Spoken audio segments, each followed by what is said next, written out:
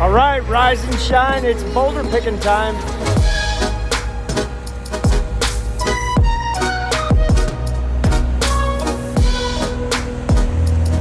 All right, guys, we are at the local rock yard at MDI and Queen Creek, and got Jason agreed to help me out and get here a little early to start loading up the trailer because we got a long day. We got to start digging and dropping rocks right away. Hey, what's up, guys? It's Ralph with Pondscapes, and here we are in Chandler, Arizona for yet another pond build. So, got a nice blank canvas, great access, as you can see behind me. Not wide enough to get the trailers through, but definitely good enough to drop our boulders and get our machines back here. So let's check it out. All right, what we're gonna be working on is a 10-foot by 15-foot pond right in this open area right here. So what we're gonna have to do is get all of this granite and gravel out of the way and pop out that bougainvillea. That is where our waterfall is gonna go. Now this is what we're working off of. This is the plan given to us by the landscape designer. And what we're gonna do is create a waterfall and pond right there off of the back patio. You can see there's gonna be a future barbecue. There's all these pavers and a fire pit and a spa area. So it's gonna look really, really cool, especially from this covered patio section looking right out to that pond and waterfall. Jaron, you know what time it is. It's time to get to rocking. Time to get to rocking. Well, we gotta dig first. You're one step ahead of us. Sorry.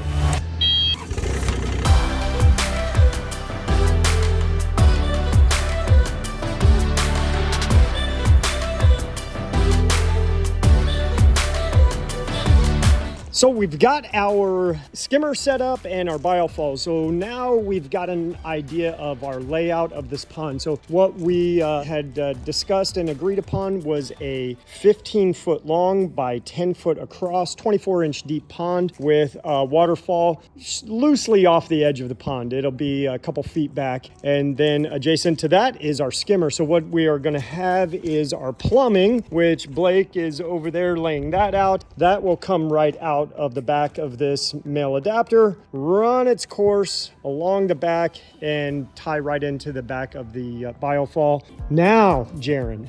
Time to get the rocking. No, digging, man. You keep missing that step.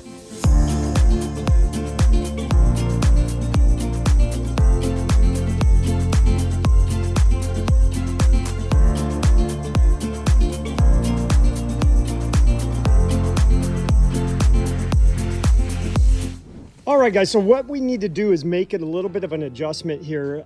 We were planning on putting our biofall directly on the dirt. Now, hurdle that we're dealing with is this patio is gonna get a paver overlay, and that paver overlay is gonna come out to right here. I've got the end of the patio marked out. So that is going to add 2 3/8 inches on top of that patio, extending out. With that being said, that alters the elevation of that waterfall. We want it to be about a 20 to 24 inch high waterfall. So I am basing that off of our bench over here. Now you can see also we've got the shape of the pond sprayed out, and now we can get our biofall set, our plumbing ran on the back side, and get to work.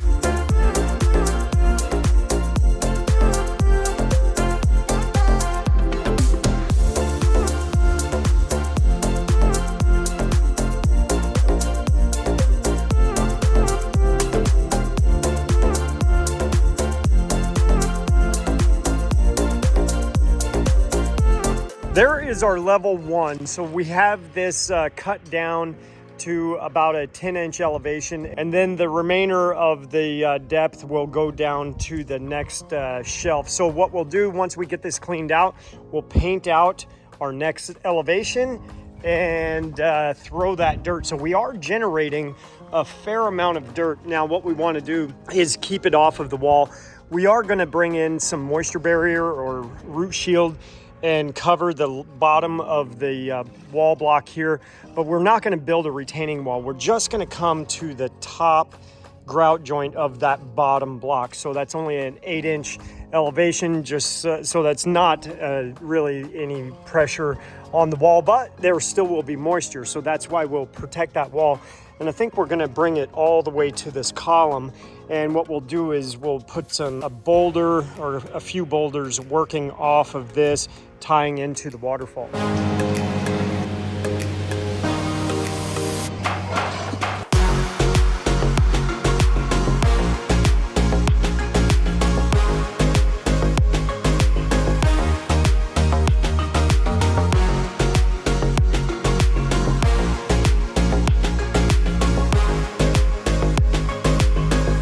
Okay guys, the excavation is totally complete. Right now what Jaron is doing is sweeping out the bottom, getting any kind of loose pebbles up and out of our hole here.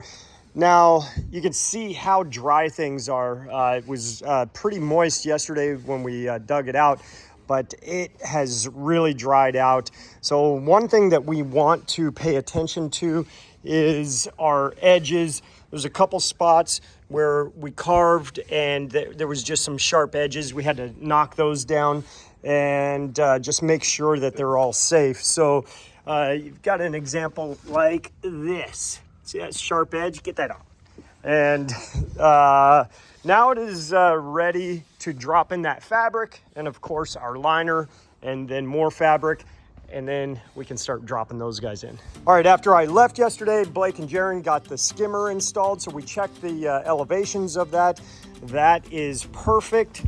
Our 2-inch plumbing is already tucked into place. That is ready to go. So here we go. Drop that fabric.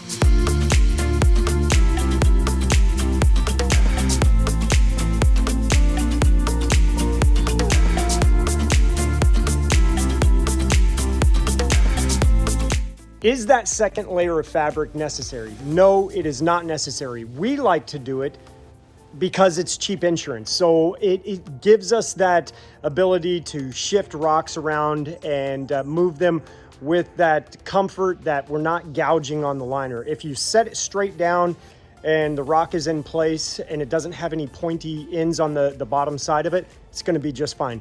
This, like I said, is just cheap insurance. There is another reason why we like putting this fabric down. It is starting to warm up. It was 91 degrees yesterday, so we get hot when it's a bare liner down there. It becomes like an oven. So having that fabric down over that black liner really helps with that temperature down in the bottom of the pond. So we don't pass out and bang our heads, right guys? Stay hydrated.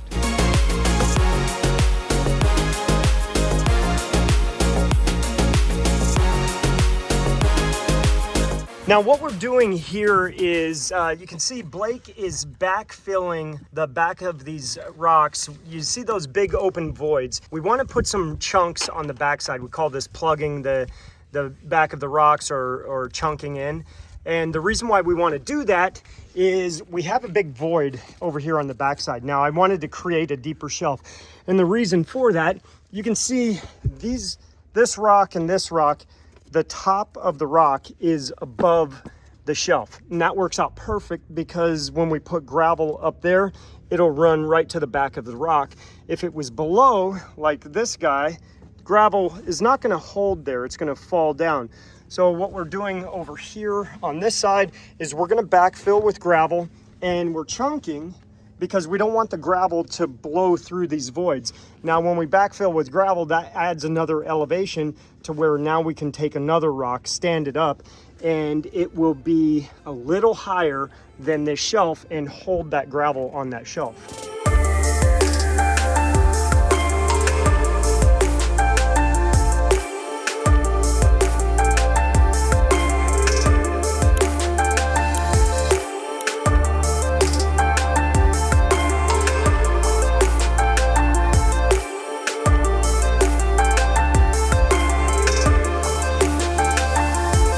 All right, there you go. So now we have that elevation worked out to where we can drop in a few more rocks to be up a little higher than that shelf. These are definitely going to be smaller rocks. They might even end up being large river rocks.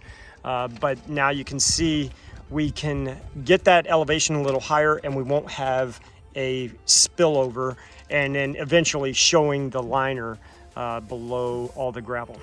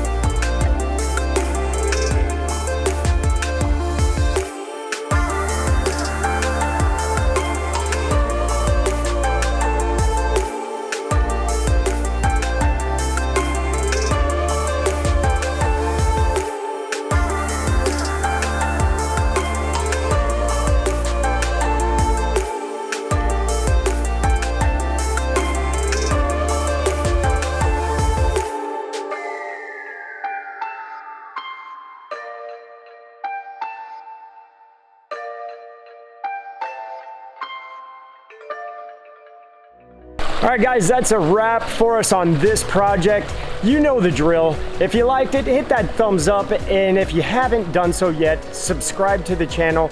Let us know what you thought about this build. Thanks for sticking around, and we'll see you on the next video.